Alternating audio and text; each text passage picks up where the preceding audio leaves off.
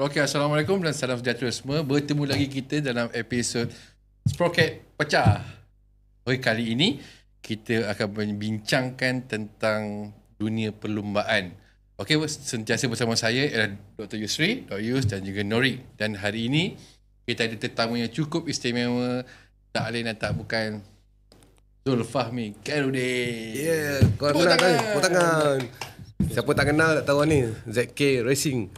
Ni bos dia. So Zulfahmi yang mana yang kita tahu, rider, ex-rider kita yang telah mengharumkan nama negara setelah sekian lama dan dah pun kan dia apa? Dah 32 tahun ni. Berdua. Dan juga sekarang ni Minggu ni 33. Minggu ni ya. Oh, okey. itulah sebenarnya nak ucapkan advance Birthday. sebenarnya happy birthday. Advance. 20th nanti. Ya, 20 hari bulan kan? 20 hari bulan. okey. So daripada dulu sampai sekarang Zulfahmi bukan setakat mengharumkan nama negara tapi sekarang ni mengemudi kan pasukan yang juga telah mengharumkan nama negara dan juga telah mengibarkan jarum gemilang kita pada race kat mana tu? Dalam mini GP, Junior GP bersama dengan Hakim Danish. Dan saya ucapkan. Okey, untuk itu kita tanyalah, kenalkan diri dan cerita sedikit tentang siapa itu Zulfahmi Khairuddin. Assalamualaikum semua. Assalamualaikum semua. Ini sebenarnya sekarang ni dah musim podcast kan, orang dah tak pergi macam formal punya interview. Tak ada dah. Tak ada dah. Ini kita macam sembang santai. Sembang santai. So, Dan cerita 100% motor. okey, saya perkenalkan, saya Zulfahmi Khairuddin. Saya mula berlumba di racing Macaburi Racing ni dalam National Championship iaitu Malaysian Cup Prix pada tahun 2007, 2008 dan 2009. Dan 2009 tu penghujung 2009 tu saya diberi peluang untuk berlumba sebagai wildcard dalam kategori 125cc. Masa tu 125cc bukan lagi Moto3. Dan selepas habis perlumbaan di wildcard tu, saya diberi peluang untuk berlumba dekat Spain dan seterusnya 2010. Tahun selepas itu saya berlumba full season dekat 125cc. Dan daripada 125cc 2010, 2011 lagi diberi peluang lagi sekali untuk berlumba full season dekat dalam 125cc. Dan selepas tu startlah Moto3 tahun 2012 di mana saya berjaya mendapat podium pertama untuk Malaysia di Grand Prix. Dan selepas itu 2012 sebenarnya 2012 saya dapat 2 podium, satu di Malaysia dan satu di Valencia. Dan selepas tu saya berlumba di Red Bull KTM Factory 2013 dan Onjeta Asia pada 2014 dan Drive M7 pada 2015. Itu Moto3.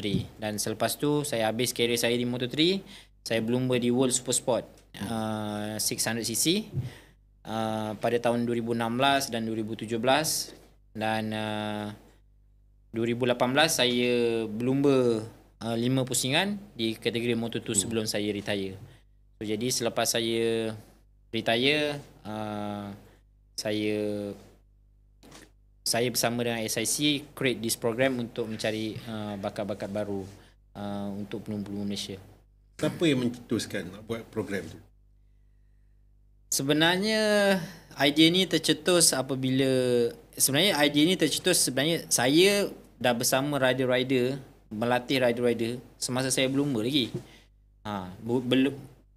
Bukan selepas saya habis baru saya nak melatih rider.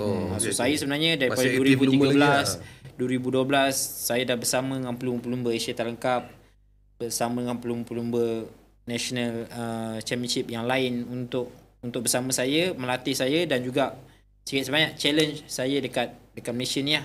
So dalam masa yang sama, semasa saya berlumba saya sebenarnya dah melatih pelumba ataupun ada training buddy saya lah. So jadi apabila saya habis tamat je perlumbaan di World Super Sport, sebenarnya 2017 tu saya dah retire lah. Saya cakap dengan Dato' Razlan, saya dah tak nak continue saya punya career, dan kita masa tu CEO SSC Dato' Razlan, saya dah tak nak lagi berlumba, saya dah tak rasa saya ni kompetitif, so better bagi peluang ni ke orang lain. Dan dia time tu suggest untuk saya start career baru, start benda baru, di mana buat program ni lah. Kita panggil Impian ke MotoGP. Dan apabila saya tengah set up program tu, susun tim, susun kru, tiba-tiba Hafiz Syarin dapat peluang ke MotoGP. Dan tempat dia tu kosong. Dan Datuk Razlan cakap, pergi lompat sekejap. Masuk motor tu 2018. So jadi selepas beberapa race, saya rasa macam saya dah tak kompetitif. Race pun 3 last, second last. So saya tak rasa benda tu enjoy lagi untuk saya. So saya decide selepas round kelima saya berhenti dan continue buat talent development ni bersama tim saya Zeki Racing. Dan sebenarnya idea ni tercetus memang sikit sebanyak daripada Sepang International Circuit bersama Datuk Razlan dan juga saya. Okey, kita nampak dekat sini karier Zulfahmi ni ada 2 stage lah, daripada pelumba dan beralih kepada belum lagi tu pada coach luar kan. Lepas tu sekarang ni dah pengurusan. Jadi apa yang, kalau boleh saya tanyakan kat sini, apakah menyebabkan selain daripada Zulfahmi sini dah tak nak racing lagi, apakah menyebabkan yang rasa boleh nak coach orang dan boleh pula nak uruskan satu tim? Sebenarnya saya memang duduk dalam environment pengurusan ni bersama dengan SIC. Saya ni dulu rider pelumba SIC. Tapi dalam masa yang sama saya memang macam mana duduk bersama SIC dekat dalam office mereka. So jadi sikit sebanyak belajar on the job lah. Okay, memang involved lah daripada awal pun. Betul. So jadi saya nak menguruskan pelumba muda ni memang saya ada macam mana natural skill yang saya rasa tak ramai pelumba ada. Kadang-kadang kita ni pelumba hebat, champion, mengajar lain sana sini, tapi kita nak mengajar pelumba ataupun nak manage pelumba muda ni satu skill yang lain. So jadi saya tak pasti sama ada benda tu ada dekat saya naturally ataupun benda ni saya dah develop sebelum saya berhenti lagi lah. Sebab sepanjang yang saya ingat ketika Zulfahmi berlumba, Zulfahmi tak ada teammate kan? Ada teammate tak? Ada yang ada teammate tapi satu betul. Gitu je, tak ada betul. Macam 4-5 orang tak ada kan? Tak ada. Itu saya yang heran tu, macam mana boleh berjaya jadi coach kan? Sebab bila coach ni dia interaktif kan, dengan orang lain yang perangai dah tentu lain daripada kita semua.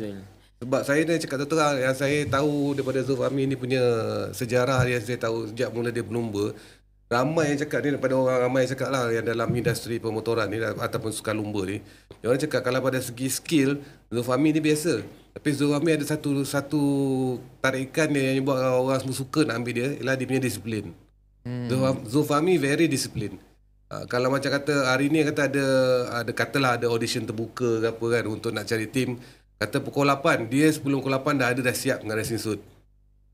Itu siapa ada Tok Mak Saleh tu cakap dengan saya lupa lah. Saya sebenarnya ikutkan family background saya tak ada yang berlumba.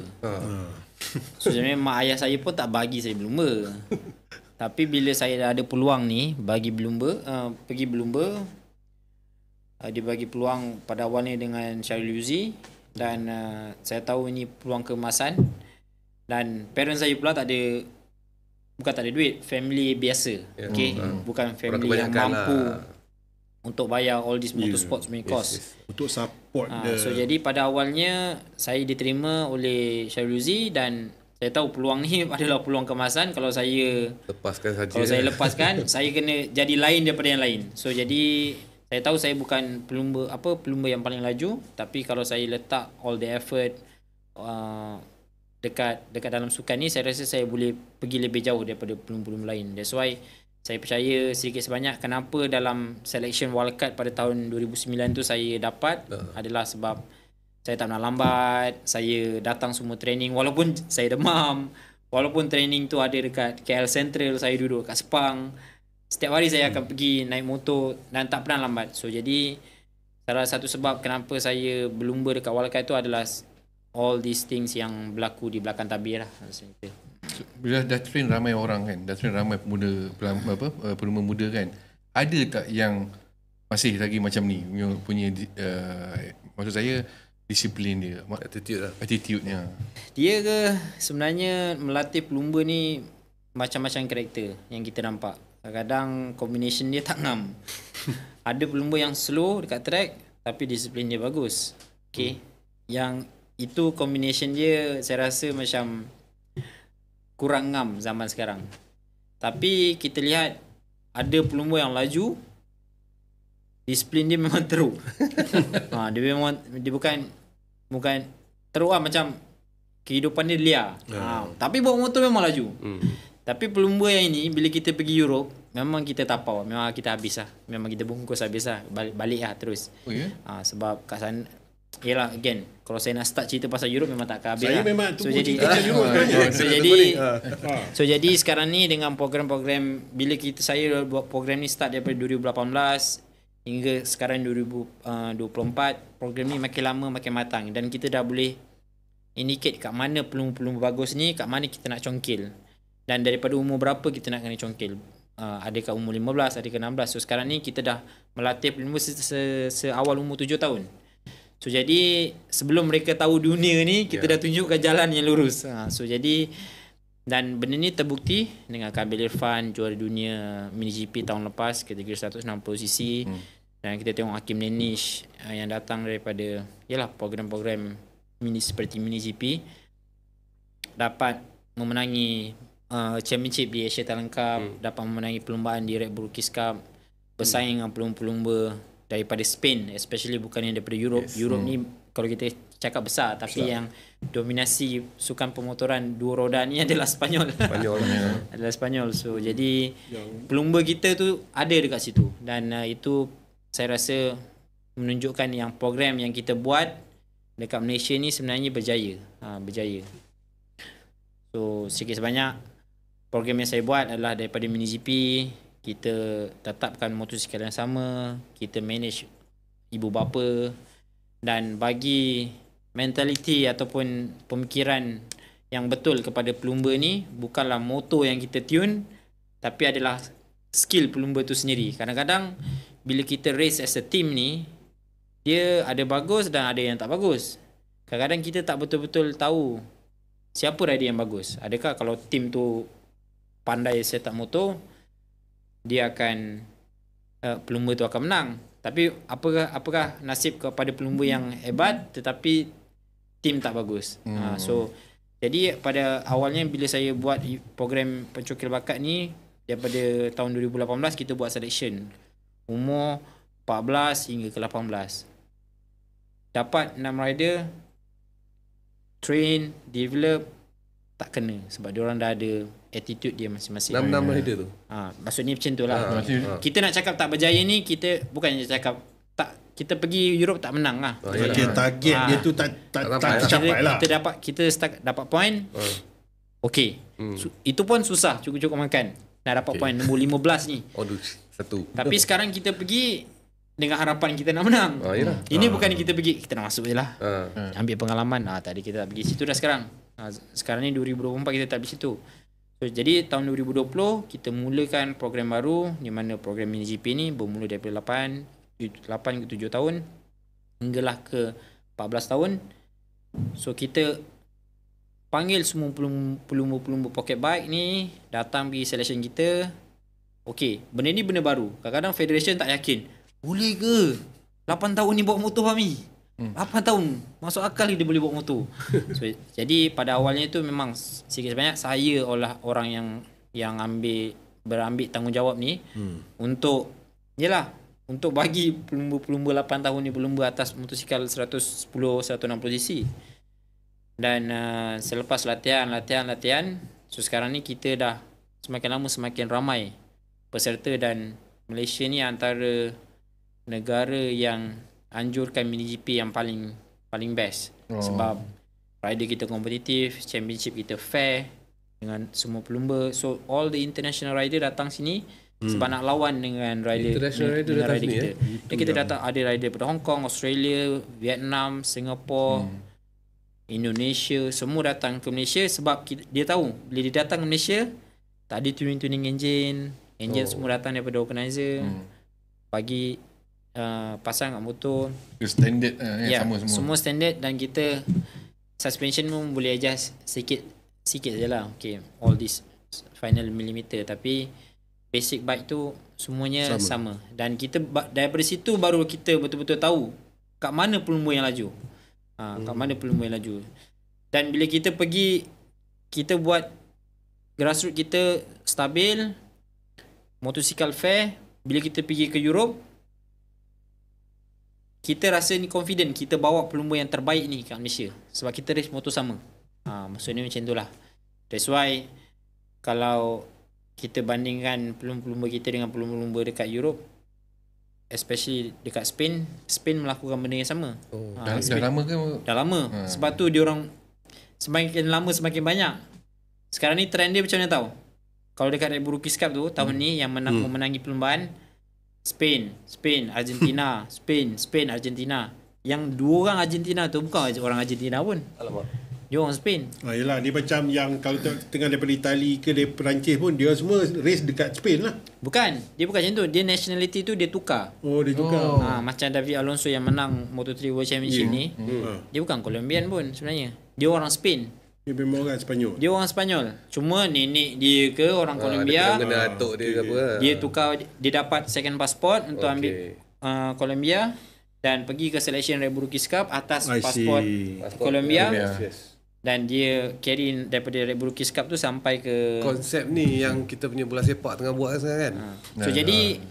So jadi kat situ sebabnya Dorna ni dah semakin lama semakin dia tak nak ambil dah pelumba Sepanyol. Dah terlalu banyak. Tak, sebab macam saya ingat macam apa Fabio Quartararo bila saya dia punya penangan dia sebuah tu sebelum dia masuk ke MotoGP semua Spanyol. Yalah dia France. Dia Perancis. Dia pindah ke Spain pada umur 12 tahun. So jadi itulah konsep yang saya cuba buat. Sekarang ni Kabil, Danish saya bawa seawal yang boleh lah.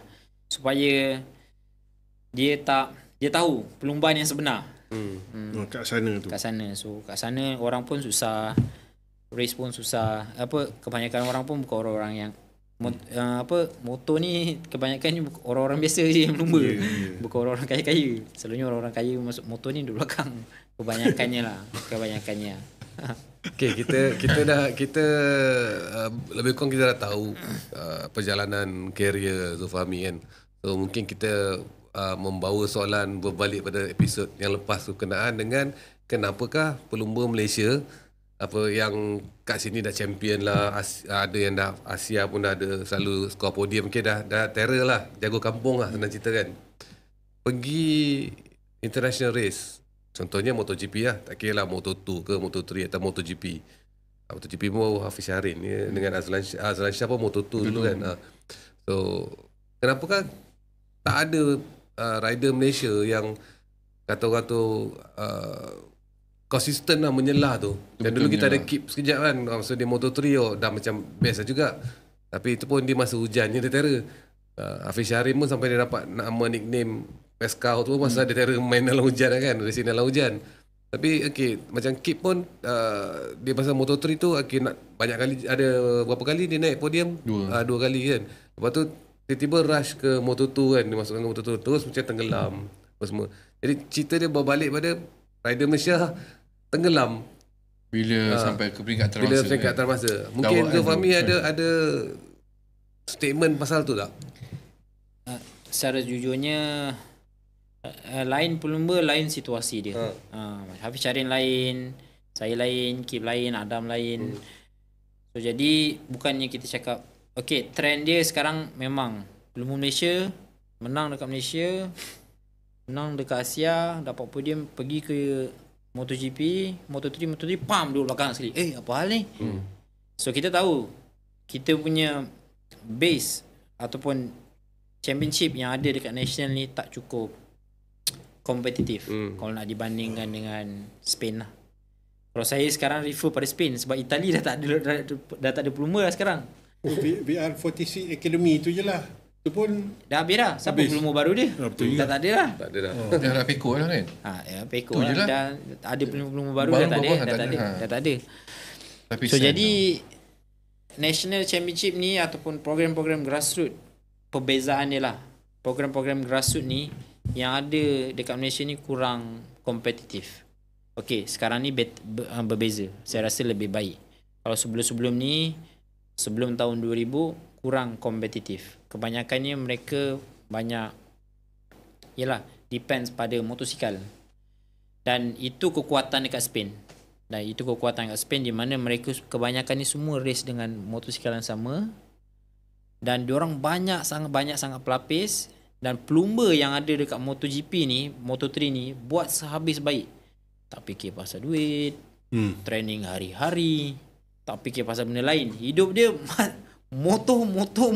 Tak fikir pasal duit tu bermakna tak fikir pasal gaji, imbuhan itulah. Itu perbezaan dia. Saya rasa bukan kita cakap kita tak perlu, kita ni tak perlukan duit, pelumba ni tak perlukan duit. Kita sebanyak nakkan habuan selepas kita berlumba. Tetapi perbezaannya pelumba kat Europe ni, diorang bayar nak bawa motor, bukan diorang dapat duit. So jadi that's why diorang punya sacrifice tu jauh lebih besar daripada kita. Kita nak pergi Europe ni macam agak senang.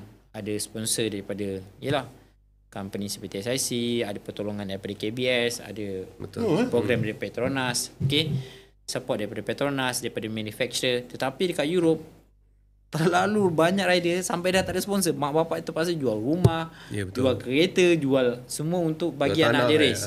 So anak dia tu memang kena buat sehabis baik, dan orang macam tu ada banyak kat Spain. Dan kita ni yang datang ni, aku champion dekat negara aku datang ni mesti aku ada kat situ. Maksudnya kita kenyang lah. Maksudnya kita tak cukup lapar lah, not hungry enough. Betul. Kita tak marah. Tak cukup marah. Ini memang facility. Sebab kan sebelum saya dengar ni, saya dan kepala fikir, diorang kat Eropah dia semua ada. Kita ni yang serba kekurangan. Sebab tu kita tak boleh nak mencabar. Tapi cara Zulfahmi cerita ni macam terbalik sikit. Sebab dia partly hunger lah. Betul. Dia nak kata diorang senang, tak juga dekat national level diorang kita punya facility kat sini, maksudnya saya punya motor untuk latih pelumba saya sekarang dekat Malaysia lebih baik daripada saya punya setup dekat Spain. Kat Spain motor saya barai. Maksudnya kat Spain motor saya kalau 10 hari ride, 10 hari motor tu macam tu, tak payah tukar tayar sampai Keluar Benang. Maksudnya macam tu lah. Kalau kat Malaysia tak adalah sampai Keluar Benang, sebab kita boleh manage untuk tukar. Tapi kalau kat sana, bila kita tengok budak-budak Spain ni training, kau asal tak tukar tayar lagi tak ada, bapak aku tak ada duit, aku kena training pakai tayar ni. So dia macam tu tau.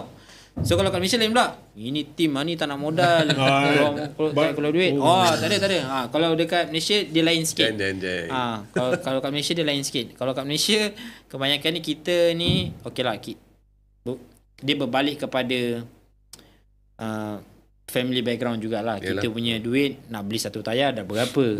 Kadang-kadang nak makan pun tak cukup duit. Ini lagi nak beli tayar untuk kita punya training. Tetapi apabila saya nampak Kabil pun orang biasa, tetapi kesungguhannya tu ada. Hari-hari atas motor. Saya 2 minggu lepas saya kat Terengganu, hari-hari atas motor. Sebab itulah dia bergelar juara dunia. Memang susah. Konsep dia sama seperti Europe. Dan kenapa dia macam tu? Sebab dia dah pergi awal kat sana. Dia dah tahu orang kat sana lagi susah daripada dia. Dia nampak sana lagi susah. So bukannya dia nampak, ayah dia pun nampak. Okay.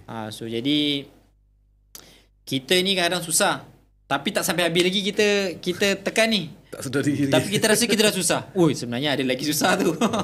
Dekat Europe memang sangat susah. Saya tengok kesungguhan dia memang sangat tinggi, dan dia punya lifestyle tu memang kompetitif. Dan dia punya level of competition antara mereka tu lah. Betul. Dia berbalik kepada program-program ataupun perlumbaan di national level. Sebab itulah diorang banyak pelumba-pelumba yang hebat. Bukan kita tak laju. Bukan kita. Diorang ni just duduk another level. Kita boleh cakap macam ni kalau bagi kuda yang sama, kuda dia boleh terbang, kuda kita boleh lari je. Maksudnya macam tu lah. Dia maksudnya macam tu. Saya ingat ni dulu ada orang pernah cakap ni, sukan lain lah, badminton. Dia kata pasal Lin Chong Wei dengan Lin Dan kan. So ada seorang cakap saya, dia macam ni kata, Chong Wei dia duduk sini, dia sparring dengan siapa? Lin Dan dekat China, dia sparring dengan siapa? He's number 1, Chong Wei number 2. Tapi Lin Dan sparring dengan nombor 3, nombor 4, nombor 5, nombor 6. Yalah, betul. Sebab tu bila saya ambil idea baru tahun lepas, di mana kita nak bawa semua, macam saya sekarang berlatih 7 orang rider. Sekarang saya nak bawa pelumba 7 orang ni pergi ke Spain, Yelah tak mampu lah. Berapa pula modal? Yalah, betul. Kalau nak bayar flight je boleh lah. Tapi nak duduk sana, nak duduk training kat sana. So sekarang saya engage trainer daripada sana. Datang bawa pelumba dia, duduk kat Malaysia. Kita sediakan motor yang sama untuk semua pelumba. Dan train sama dengan rider kita. Dan berapa ramai?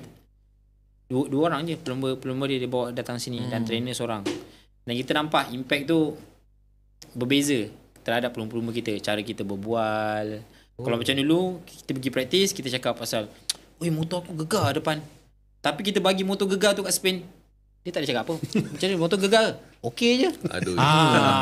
So benda-benda macam tu yang kita rasa macam the next level untuk kita latih pelumba-pelumba kita supaya adapt dengan situasi-situasi yang susah-susah ni, yang yelah sekarang ni race motor semua sama, Moto3 semua sama, Moto2 semua pakai enjin sama. Yes.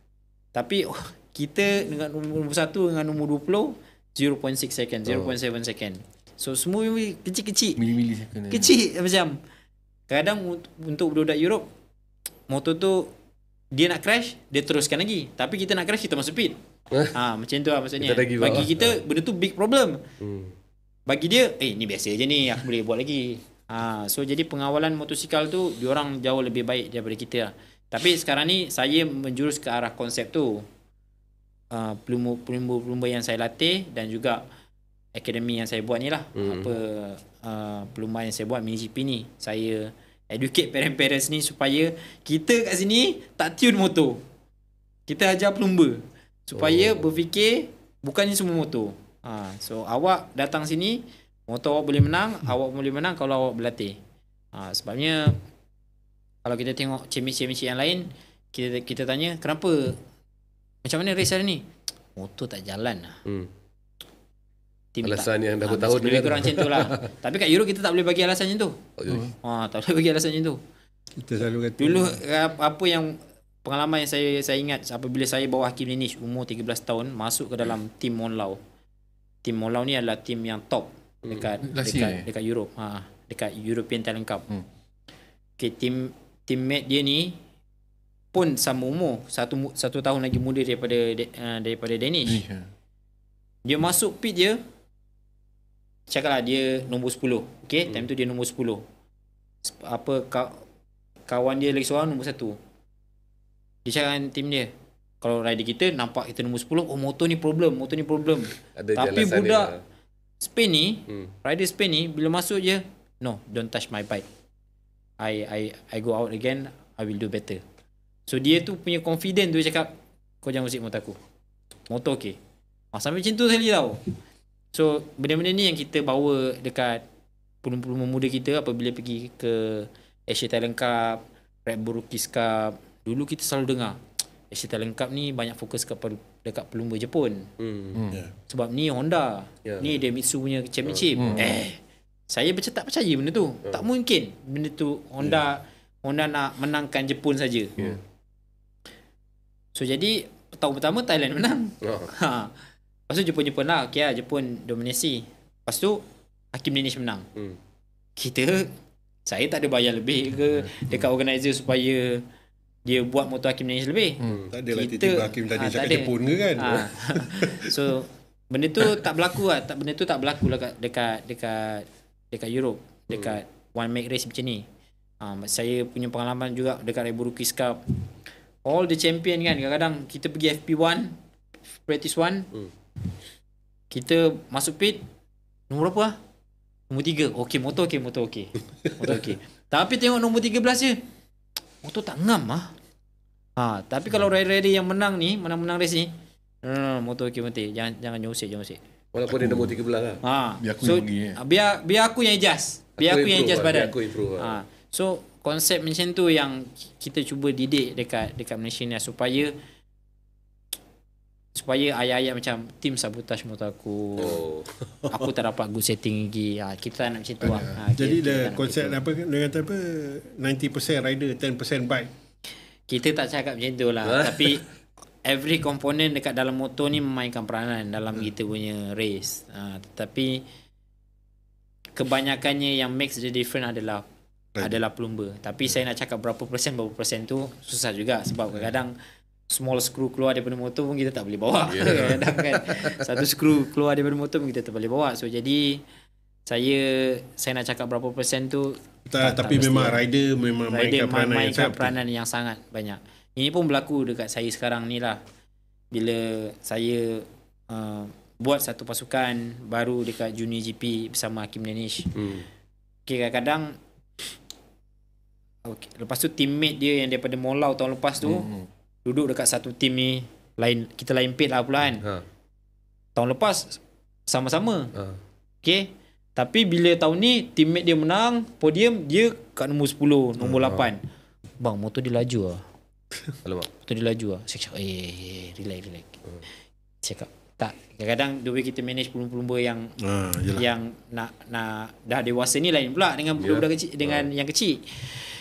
Sebab kita tahu enjin KTM bagi sama. Kadang-kadang bila kita naik kelas, ada satu lagi skills yang macam kita perlu pandai set up motosikal, feedback kepada kru. Kadang-kadang kita ni malas nak fikir sampai kita tak korek cukup dalam lah maksudnya. Rider tu. Motor saya rasa maksudnya macam tu lah kan. So jadi saya percaya kalau rider tu pandai bagi feedback dekat kru, motor tu akan ikut macam mana dia nak. Jadi sikit banyak dari segi teknikal pun dia kena ada macam ilmu kefahaman lah juga. Dia sebenarnya feedback punya language. Kita tak perlu tahu pun motor tu nak kena tukar apa.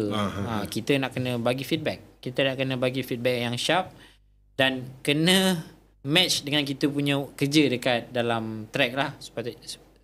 Janganlah kita mekanik dah ubah motor, tetapi bila kita masuk track, kita pula malas nak push sendiri, nak asyik nak towing orang saja. So kita tak tahu bike motor tu punya reaction lah. So all this macam small detail yang berlaku dulu yang ada masalah kat saya. Saya dah tak nak dah pelumba-pelumba baru ni lalui. Okay, so, macam saya selalu cakap, saya ni dah tebas dah semak-semak ni. Yalah. Awak dah nampak dah jalan tu. Ni tengah lalu je. Janganlah cuba jalan lain. Saya nak tanya juga yang daripada satu segi, especially bila Zulfahmi dia dah ada pelumba-pelumba yang muda-muda kan, yang budak-budak lagi lah kan. So macam mana Zul kira menghadapi pula mak bapak ni? Betul. Mak bapak ni adalah satu benda besar kan ni. Saya rasa itu memang sangat betul. Dan benda-benda ni saya dah tepis awal. Di mana sebelum kita pergi race, pergi ke event, kita buat latihan dulu. Dan latihan ni kita tukar-tukar motor. Maksudnya selalunya problem dengan mak ayah ni adalah motosikal. Yelah, kalau anak dia tak laju, motor yang kena, bukannya motor. Anak dia yang salah. So jadi kita letak daripada training, bila kita pilih rider yang nak sertai full season, kita letak nombor 1, 2, 3, 4, 5, 6. Okay, 2 group. Okay, kau bawa motor nombor 1. Next session kau bawa motor nombor 2. Next session bawa nombor 3. Bila kita ambil result, orang yang laju tu orang yang sama je. Jadi membuangkan faktor motor tu di tepi kan. So kita dah tolak isu motor ni tepi awal-awal, siang-siang lagi, sebelum start season lagi. And then daripada situlah parents start beli motor training.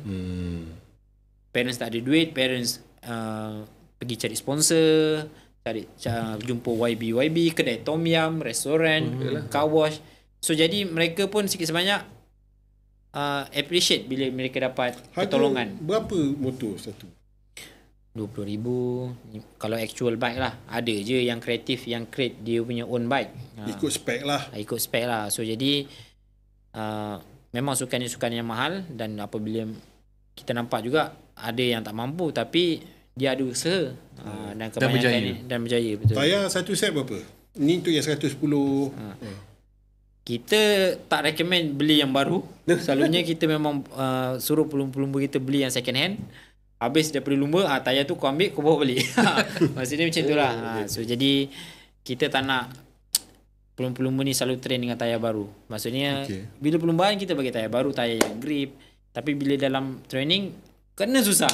Kalau semua senang dalam training, datang race Susah. Maknanya pakai tayar production je lah, bukan tayar. Tayar production. Any tayar salah. Itu yang saya, macam mana saya cakap, saya cuba didik lah. Tak semestinya tayar tu nak kena tayar bagus. Kita nak kena pandai kawal motosikal tu sebaik mana, dengan apa tayar pun. Dengan apa tayar pun. Dan benda ni saya dapat resepi ni daripada Europe lah. Kadang-kadang kita datang tengok kan, Remy Gardner ni world champion, kau training naik motor ni tayar ini tayar jalan raya. Dia cakap apa? It's enough. Kita kat Malaysia pula, Betul lah. tayar baru, tayar ni dah goyang sikit. Dia goyang saja. Maksudnya macam tu lah. Sebab kita dalam kepala kita fikir kat sana mesti semua bau-bau berkilat merelit je. Oh tak ada. Yang itu Kan? dia tak tunjuk. Dia tunjuk yang kilat je. Kan? Yang itu dia tak tunjuk. Tapi Jadi bila kita mungkin- pergi sana, baru kita tahulah. Maksudnya macam tu lah. Saya kalau macam untuk yang kategori yang lebih tinggi lah, Moto2 dan MotoGP especially kan, kadang-kadang ada satu dua rider kita dah sampai ke level tu. So dah tentu saingannya lagi hebat lah. betul. Tapi adakah kadang bila dah masuk Moto2 dan Moto3 tu, kewangan tim tu adalah faktor utama untuk menang? Ke masih lagi pada skill rider? Dia sebenarnya sedikit sebanyak percentage tu banyak kepada pelumba. Masih lagi Kalau pada skill, pelumba, Still pada pelumba. Sebabnya Faktor utama. Faktor utamanya pelumba. Saya rasa itu resepi Spain yang paling berjaya sekarang ni lah. Faktor kewangan pasukan ni sedikit sebanyak memainkan peranan. The last few tenths tu mungkin team boleh bagi. Ada better crew chief, ada better material, tapi in terms of performance sama je. Sekarang ni regulation semua sama. Moto3, Moto2 semua sama. Tak ada ubah. Engine pun kita undi. So kalau kita ada the best engineer, mungkin kita boleh tune map engine tu at the final tu, mungkin motor kita boleh laju sikit lah. Maksudnya. Tapi Suspension boleh tuning. suspension tu lah. Suspension je lah kita punya language yang rider kita selalu fail sikit lah. macam mana kurang faham. Tetapi Masalah bahasa tu berlaku ke? masalah bahasa sikit sebanyak betul. Kadang-kadang that's why sekarang ni dengan pasukan saya bawa kru-kru saya daripada Malaysia semua pergi ke Spain. Dan kos dia mahal pula. Yalah. Kos dia mahal. Tapi lah untuk pelumba muda kita sangguplah invest macam tu. Tapi bila dia dah semakin dewasa, kita dah dua orang tak payah pergi. Dia dengan pelumba Spanyol, dia dengan mekanik Spanyol. Tapi berbalik kepada soalan tu, saya rasa zaman sekarang ni race, kecuali MotoGP kecuali MotoGP ni saya cerita pun Moto3, Moto2. Kewangan tim memainkan peranan, tetapi kebanyakannya percentage tu ada pada Masih lagi pada pelumba. Masih lagi pelumba. Kita tak boleh cakap pelumba tu last sebab tim tak Tim miskin ke apa. tim miskin. Tim miskin tak boleh masuk race. Dia orang tak pakai motosikal band 5mm bawa pergi race. Ya, itulah masalah. So jadi zaman sekarang ni race, kalau kita tengoklah tim Mark VDS Moto2, budget contohlah 4 juta euro. Tim B budget 2 juta euro. Tengok kat result paper Mark VDS satu kat bawah, kadang-kadang satu kat atas. So bukannya pasal budget, bukan pasal budget pasukan. Tadi kan Mami cakap kalau macam yang dah dewasa, orang yang menemani dia ke sana tu tak ramai. So kalau macam dia pergi sana, dia seorang-seorang ke, dia 2 orang ke kan, so, motivasi dia macam berjauhan lah dengan family apa semua. Dia terganggu tak? Berbandingkan yang rider Spain apa semua tu, dia macam dekat kampung dia orang. Betul juga. Itu kita tengok yang kat Spain. Tapi kalau pelumba-pelumba yang daripada Netherlands, pelumba daripada Itali, kebanyakan semua dah pindah dah ke Spain. Sebab dekat negara dia orang tak bagi macam mana vibe competition tu tak yang baik. So jadi that's why saya hantar pelumba ni awal dekat Spain. Macam contoh Hakim Danish, Kabil Irfan. Dia orang tak nak balik. Alamak. Dia orang nak duduk sana. Lah. Package dulu saya pergi dengan sekarang saya buat lain. Yalah. Dulu saya pergi seorang-seorang. Tu saya nak tanya tu. Kemas tanya beg, tu, kemas kita beg tahu, seorang-seorang. Okey. Tarik beg seorang-seorang. Tak ada result kena maki dengan Datuk Razlan contoh. tapi betul pun. Tapi saya tak pernah ambil personal pun sebenarnya dengan Datuk. Datuk kadang-kadang kita nak pergi race ni, dia tulis popom kau ni popom. Habis race tak ada, kena lagi. So kita pun sikit sebanyak pun tertekan lah juga kan. Buka social media pun kena lagi. Tapi benda-benda tu saya dah tak buat dah sekarang. Saya ada dengan rider saya, dia jatuh ke, dia kat bawah ke, dia dekat atas ke, saya dengan dia. So ada filter daripada top management ke saya baru ke rider. So rider ni dengan benda-benda yang baik-baik je lah. Itu penting juga lah kan. Kita satu tim ramai-ramai yang pergi untuk jaga dia Again daripada lah, kau seorang kita kadang macam saya dulu pergi race, saya tak ada program. Tak ada program. Okay, Fahmi kau pergi sini, trainer sini. Okay, Fahmi kau pergi trainer sini. Kadang-kadang dia tak tahu pun siapa trainer tu. Zaman dulu macam saya cakap, saya ni duduk tebas semak Datuk Razak hantar pergi sini. Tapi semua orang sekarang ni dah tak macam tu. Saya uruskan program ni dengan cara yang berbeza. Jadi macam saya dah, bukannya saya tak maki pelumba saya.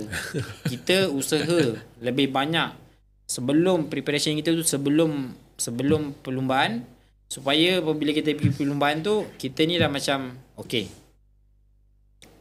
aku dah bersedia. Ada struktur lah untuk sampai ke situ. Macam dulu tak ada. Macam dulu ad hoc. Macam dulu kita cakap, okay, hari ni kau buat apa? Lari. Hari ni kau buat apa? Kayu. Contoh lah. Sekarang ni tak ada. Kita dah macam mana, kita ada proper plan kita seminggu sebelum race kita nak kena buat apa. In between races kita nak kena buat apa. So tak macam dulu lah. Maknanya dia buat sistem macam Fahmi buat sistem macam benda ni betul-betul kerjaya lah kan. Walaupun dia masih peringkat yang muda, betul dia punya kerjaya dia memang sebagai racer lah. Kita tak kira lah besok lusa ni nak jadi apa kan. Betul. Kita buat dia macam kerjaya lah. So macam orang pergi kerja, nak pergi training betul-betul. Betul. Tapi challenge-nya adalah pelumba saya ni pagi pergi sekolah. Petang dia orang baru berlatih dengan saya. Macam Danish kat Europe pula, dia online. So everything online. So pagi tu 2.5 jam 3 jam dia belajar dengan cikgu dia daripada Malaysia. Dan selepas tu barulah dia nak naik motor sampai petang ke. Tapi kenalah kan, kenalah. Education. Of course. Sebab dia melibatkan pelumba yang masih muda kan. Tu saya nak tanyakan berkenaan dengan macam ada beberapa pelumba yang masuk agak lambat. Kan, mana umur tu dah 20-an apa semua. Cabaran itu tentulah lain pula kan. Yang ada bini ke, ada apa semua kan. Jadi benda-benda macam tu, macam mana kita nak cakapkan pelumba-pelumba ni, dia mungkin menggunakan tu juga sebagai alasan tak boleh perform ke apa ke? Berjauh dengan bini, jauh dengan family contoh. Sebenarnya benda ni ialah culture kita lah. Saya pun alami sendiri. Kan? Saya pun dah berkahwin, dah ada anak. Sikit sebanyak kadang-kadang kalau saya tengok dekat Europe ni, diorang punya community ni kebanyakan orang buat sports. Okay, kita kalau kita ikutkan average, berapa orang yang masuk competition sukan rakyat kita ni lah. So kebanyakannya macam partner saya punya kawan lah, banyak yang dah berkahwin tapi masih lagi berlumba kompetitif dulu kat depan. Dia punya partner tu tahu sikit sebanyak kerja dia, bila nak kacau, bila nak hantar dia pergi training. Kalau dia malas dia push. So partner yang berbeza lah, maksudnya dia depends pada partner tu sendiri. Dan juga culture kita pun sikit sebanyak tak membantu lah dalam hal ni. So kita banyak nak pergi kenduri, kita banyak nak pergi rumah mak tua, kita banyak nak pergi melawat sana melawat sini. Tapi benda tu tak ada pada saya. Saya selalu elak pergi kenduri, elak pergi jumpa sana ke sini. Ini cerita pasal pengorbanan sebenarnya ni. Betul. Pengorbanan. Saya sikit sebanyak kadang-kadang tertarik dengan macam Azizul Hasin, Dato' Azizul punya cerita. Kadang ada kawan-kawan cerita, kadang dia ni kau tak kisah pasal anak, dia training dulu sampai habis. Anak dia tengah kat hospital ke apa, lepas training baru dia pergi tengok. Maksud dia macam tu lah. Dia memang prioritikan dia punya Priority dulu kat dia mana. punya dia punya latihan. Dan kadang-kadang kebanyakan ni pelumba-pelumba kita kalah benda tu. Ya. Betul lah, betul. Kita bukan kita tak nak bukan kita nak tak nak lawan kita punya wife, tapi tak tahu lah kadang-kadang benda tu benda tu tak Sayang bini Bukan kan. culture kita kan. bukan Dia culture kita. kata basically you have to be macam Senang cerita tak boleh kahwin lah sebelum masa race. Itu betul lah yang Tuan Razak cakap. Tentu saya tak payah kahwin dulu fokus tu dia macam kena laser lah fokus tu sampai habis. Orang kata tunnel vision sampai tak nampak benda lain. Betul, kadang lagi lama pelumba kita kat Europe lagi baik. Sebab kat sana vibe dia berbeza. Vibe dia memang sangat berbeza. Semua orang ada mission. Semuanya mengejar, faham tak? Semuanya berlari. Ya. Kalau kat sini macam mood santai sikit. Cuma lepak. Baru pukul 10 nak balik dah ke? Maksud macam tu lah. Kalau kat sana pukul 10 kita dah tak nampak orang lah. Maksudnya kedai pun tak ada buka. Ya, betul. Dia saya alhamdulillah ada sedikit pengalaman dengan racing team sampai ke peringkat Asia apa semua kan. Dan ada selalu juga lah pergi overseas dengan tim-tim apa semua kan, ikut tim. Jadi memang apa yang Zulfahmi cakap tu memang nampak lah dari segi pelumba, tempatan kita apa semua kan, macam mana attitude, mental apa. Waktu bila kita terapkan sedikit professionalism dalam tim, terutama daripada segi latihan yang daripada peringkat awal. Bukan contoh, kalau macam saya bagi contoh satu je lah, kalau macam kita pergi satu circuit, satu track kan, kadang-kadang saya minta rider, okay jom keluar dapat peluang pergi track, pergi jogging dalam track. Pergi jogging tu bukan sekadar untuk berjogging, tapi sekadar untuk memorize track tu lah. Itu pun kadang-kadang tak payah lah, dah pernah main PlayStation ni, dah pernah main kat sini, jadi macam tu. Tak. Sekarang benda-benda tu dah tak berlaku lah. Sekarang ni sukan ni dah jauh lebih profesional. So jadi program-program seperti Asia Tak Lengkap, FI MiniGP pun kita terapkan. Kita didik pelumba tu sampai ke track, kita buat track walk. Yes. Okay. Even kita dah buat track walk sehari sebelum, kita buat lagi. Walaupun track tu kita dah hafal, kita dah tahu hari-hari kita training kat situ. Tapi sehari sebelum event mesti kena jalan dalam grup dengan coach lah. Okay. So jadi benda tu dibawa dekat Asia Tak Lengkap, Red Bull Rookies Cup. So benda pelumba-pelumba yang kita didik dekat MiniGP masuk ke Asia Tak Lengkap dah tak terkejut.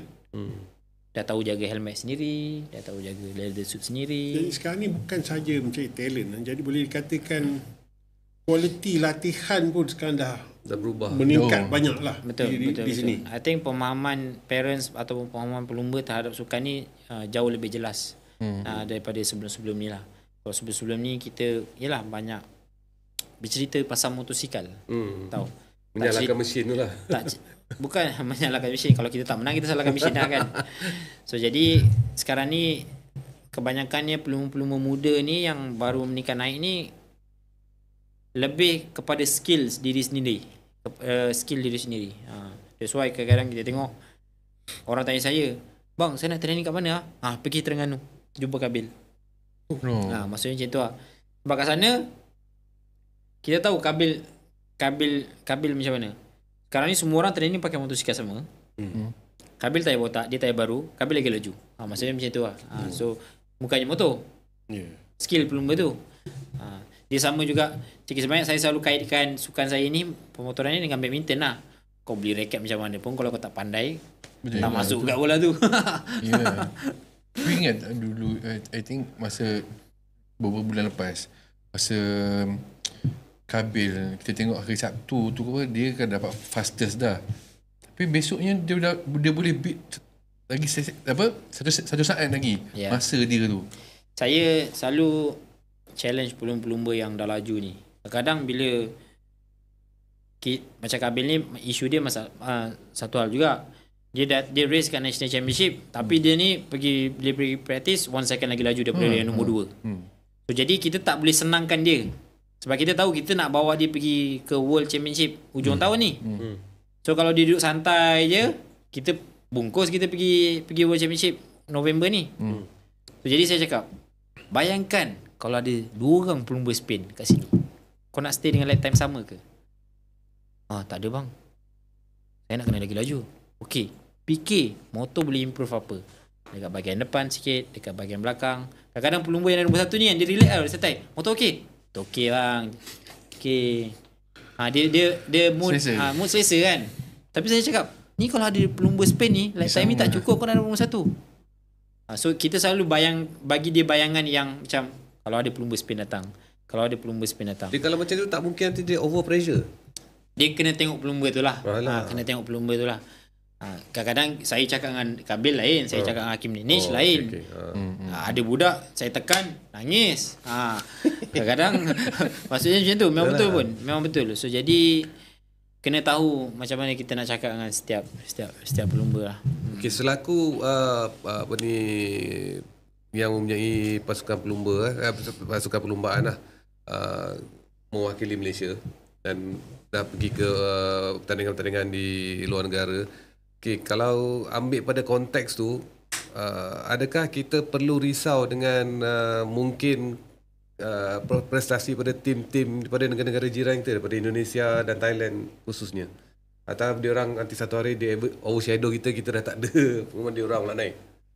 Dia talent yang bagus ni kadang-kadang datang dia tak datang setiap tahun lah. Betul. Datang setiap tahun ni memang begitu bertuah lah. Kalau macam Spain saya tahu dia memang datang setiap tahun sebab tapi dia terlalu ramai. Dia terlalu ramai kan, dia keluarkan banyak. Dan diorang dah ada base yang sangat kuat. Dan macam Indonesia. Okay, kita sekarang dah nampak apa Yang dua adik-beradik tu. Dalam apa? macam kalau yang terdekat ni tu. yang itu satu itu kategori production bike lah. Ni kita cakap yang pergi ke arah MotoGP. Veda Pratama dia race dekat Red Bull Rookies, champion Asia Talent Cup tahun lepas. So jadi selepas 10 tahun penganjuran Malaysia dulu, lepas tu baru Indonesia. Lepas tu tahun ni kita nampak Japanese dominasi. Pelumba Malaysia tak ada. Pelumba Indonesia tak ada. So jadi pelapis-pelapis ni kadang-kadang kita tak jumpa selalu. That's why kenapa dekat Spain ni terlalu ramai pelumba, sebab diorang punya national championship diorang punya grassroots program diorang ramai. Kuat dan ramai. Sehingga kan race-race Australia pun tenggelam. US pun dia pernah berapa banyak pun champion pun tenggelam sekarang. Kebanyakan yang Australian rider bila dia bagus dekat Australia dia pindah lah. Casey Stoner dulu kan. Dia pindah. Dia jual apa barang apa semua segala harta semua jual. Dia pindah ke Europe lah. Dia pindah ke Europe. Kita hampir-hampir. Saya sebenarnya nak soalan daripada tadi nak tanya kan. Kenapa kan rasa kita bila hujan itu saya tak pasti. Kadang-kadang kita take more risk daripada orang lain. Kadang kita macam nothing to lose. Kalau orang yang fight for championship, yang fight kat depan, dia orang macam ada cakap, "Oh, I don't want to crash, I don't crash." Tapi bila kita dah selalu duduk belakang, nampak pula hujan. Bye-bye kau. Udah apa pun. Tapi memang tahu, saya pun tak pastilah. Saya pun sebenarnya tertanya-tanya juga. Saya pun laju kat hujan. Yalah. Kalau kita tengok tu yang tanya tu.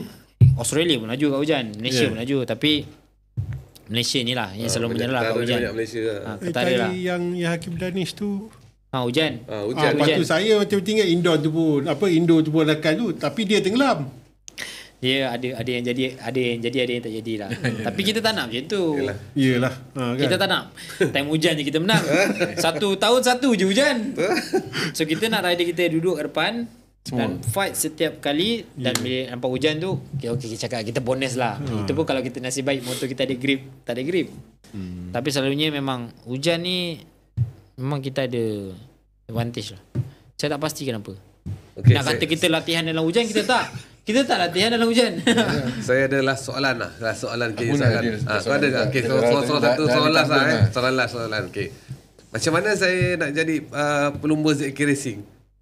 Soalan dia. Macam mana saya nak jadi pelumba untuk ZK Racing? Bukan dia lah. Bukan saya lah. Dia dah terlanjur. Saya dah. Okay, sikit sebanyak saya nak macam mana pelumba nak jadi pelumba ZK Racing ni saya serapkan adalah daripada program FIM MotoGP yang tadi tu lah. Daripada 8 hingga ke 14 tahun. So daripada situ saya serap masukkan ke dalam program. Saya dah tak ambil dah pelumba yang random tak ada lah. Dah tak ada lah. Saya dah tak ambil pelumba yang 15 tahun masuk ke dalam program kita. Tak ada lah. Sebabnya bagi saya, sebab kita kita punya program adalah impian ke MotoGP. Dan kita tahu pelumba bila kita nak pergi ke MotoGP ni, kita kena lawan Sepanyol. Kita kena lawan all the European. Dan diorang start umur 10 tahun. Start umur 8 tahun. Dia naik pocket bike 4 tahun. Weh, boleh bawa ke ni budak kecil ni?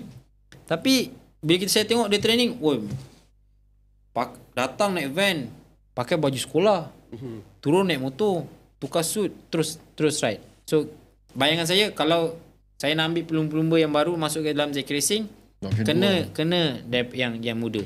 Kena yang muda, bukanlah yang dah ada sikit pengalaman. Yang tu tak sikit nak develop. Kita dah cuba. Kita dah cuba. So, Dok, Dok. Tak ada, saya dah tanya aku kenapa kita terror dengan Suyan kan. Tak, saya tengah duk fikir ni, kata kat anak 8 tahun tak adalah, aku cucu mungkin ada canan nanti kan. Fikir nak kena ada banyak lagi platform. Bukannya saya cakap tak boleh masuk langsung. Maksudnya kalau dia menang dekat Malaysia Superbike Championship dominant, mungkin kita boleh. Saya semua race motosikal kat Malaysia semua saya tengok. Sebab saya nak tengok siapa yang bagus. Senang cerita semua race. Okay. Maksudnya for me daripada awal sampai sekarang, daripada racer sampai jadi pengurus, tu bila anak didik sendiri dah capai nombor 1, kibarkan bendera kita kan, apa perasaan ikhlas, jujur hati tu? Pengorbanan susah senang yang kau cakap tadi tu, kena maki, kena kecam kan. So bila dah nampak hasilnya di atas sekali tu, apa perasaan kau? Ikhlas sekali. Secara jujurnya, dulu masa saya jadi pelumba, saya tengok management ni senang. Kau ni duduk je, tekan-tekan dalam komputer, Maki-maki orang. kau maki-maki aku, kau bawa motor. Tapi bila saya dah duduk kat dalam management, woi, kadang nak tidur pun tak settle lagi barang ni. Maksudnya macam tu lah. So jadi apabila saya nampak pelumba-pelumba saya ni dapat naikkan medali Malaysia dekat Europe, ni kita cakap kat Europe lah, kan, menang perlumbaan, menang Red Bull Rookies Cup, menang World Championship Mini GP. Saya cakap, apa baloi aku pening-pening kat rumah ni. Maksudnya tinggal family lama. So saya rasa saya bawa satu, macam mana, satu vibe yang baik dekat motorsport dekat Malaysia ni. Dan sedikit sebanyak memang sudah semestinya saya bangga dengan kerjasama saya dengan SIC dan juga dengan Sepang Circuit, MAM, dan juga semua tim saya yang percaya kat saya. Sebab saya tak boleh buat kerja ni seorang. Sebabnya it's a team effort lah. Sebabnya kalau saya je yang percaya, tim saya tak percaya, benda ni tak jadi. Dan saya bersyukur sebab saya berjalan benda ni dengan pasukan yang kuat. So jadi dengan sokongan yang kuat daripada SIC, KBS, MAM yang sentiasa percayakan effort saya. Kalau saya ni shot sendiri je, saya rasa tak menang lah sebenarnya cerita. Actually have one question. Ada pula. Tadi kan. Dekat Indonesia, di Thailand kan, di rantau ni ada yang sama program macam ni tak? Kebanyakan mereka datang daripada manufacturer. Manufacturer yang memetik daripada umur 7-8 tahun ni ada juga. Manufacturer yang buat lah. Honda especially. Yamaha. Honda, dulu Yamaha. Kawasaki ada, sekarang dah macam kurang. Di mana Kawasaki? Indonesia. Kebanyakannya aktifnya di Indonesia. Thailand pun sekarang dah more on Honda lah. Honda yang dah kuat. dah meningkat naik. So jadi, tapi again lah, kalau kita dengan siapa kita ukur. Bila kita buat program tu, kita punya kayu ukur ni dekat mana? Kita punya kayu ukurnya lah. Kalau punya tapi saya, sebenarnya target tu dah spesifik lah, kata MotoGP. Betul. So jadi kadang-kadang dengan manufacturer ni, kita bukannya saya cakap okey lah, kita kena pergi dengan, kalau dengan Honda Yalah. kalau dengan Yamaha je. Macam kita dengan SIC, kita boleh pilih kat mana kita boleh lah, kita boleh pergi. Contoh macam kat Moto3 sekarang, kita nampak KTM yang paling kompetitif, kita ambil package KTM. Kalau let's say tahun depan Honda kompetitif, kita pergi kat Honda. So kita tak boleh stay dekat satu manufacturer je. Itu kelebihannya lah, kelebihan program kita. Sebenarnya tak cukup masa ni. Ya, Tak puas lagi. tak puas macam saya nak tanya ni. Nak hantar borang. Aduh. Tak kerja. Dah nak habis waktu dah. Okay, masa pun dah cukup mencemburi kita. Aduh, masa jadi ada yang penutup? Okey, tak adalah. Saya rasa kita dah tanyakan apa yang kita perlu tanya. Dan terlanjur kita kat sini kita ucapkan selamat menyambut birthday. Happy birthday. Happy birthday. Saya rasa memang banyak muka mata sebenarnya. Betul. Saya punya sebelum cakap, dengar cakap Zulfahmi ni, apa yang ada kepala saya tentang orang grassroots di Europe kan, berbeza sebenarnya. Bila dah dengar ni baru saya Dia dalam apa-apa sukan pun saya rasa program grassroots ni memang sangat penting. Sebab tu saya sekarang ni saya kena duduk dekat dengan federation kita MM, di mana nak percayakan dia. Kalau Saya kita rasa masuk Dok tadi tu dia Dok fikirkan dekat Europe dia punya grassroots dia dah memang hebat dan lebih senang. Lebih senang. Kan saya fikir diorang tu lagi kenyang lah.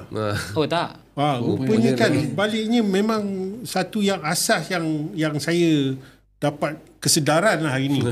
Oh Kan tak, betul. tak. Kesedaran yang besar bagi saya. Kalau kita follow page MotoGP, memang kita nampak yang bagus-bagus je. Kan nampak yang berkilat je. Nampak yang gila. Tapi yang motor terbakar pun dia masih berjalan lagi. Yang kita tak nampak. yang bergerak kat belakang tu kita tak nampak. Jadi sebab dulu saya pernah pergi Alicante, okey, pergi kat warehouse di mana Pedro Acosta hantar motor dia. Saya cakap, ni motor siapa ni terbakar? Motor Pedro. Ya betul. Motor dia hidup lagi tau, dia jalan hari-hari dia pakai. Kalau kita mana lah bawa motor terbakar, malu lah dengan kawan-kawan. Saya baru nak bagi contoh lah. Dia itulah yang kita nampak kan, bagi motor apa pun kemungkinan dia kat depan. Dulu kita cakap zaman Marc Marquez memang talent yang memainkan peranan. Okay, kalau ada talent kita boleh pergi ride MotoGP. Marc Marquez, Lorenzo. Tetapi sekarang ni zaman Pedro Acosta. Kena kerja keras, talent dan kerja keras. Sebab semua orang terror. Semua hebat. Okay, cukup sampai di sini dulu. Masa tak cukup. Terima kasih banyak-banyak. Terima kasih atas sudi datang sini. Terima Terima kasih Zulfahmi. Kita ucapkan selamat maju jaya. Dan Semoga membawa balik banyak kemenangan-kemenangan lah, mengibarkan jalur gemilang lagi di peringkat antarabangsa. Semoga lagu negaraku akan terus berkumandang kat negara luar. So, kita orang daripada Sepoket Pecah terus mohon anda turut support kita dan support Roda-Roda, dan kita minta like dan subscribe di channel YouTube, dan supaya bagi komen-komen supaya apa lagi kita nak cerita pada masa akan datang, nak jemput siapa lagi sebagai guest untuk episod akan datang. Jadi terima kasih sekali kepada Zulfahmi, terima kasih kepada host kita. Okey, insyaAllah jumpa lagi. Terima kasih banyak. Assalamualaikum.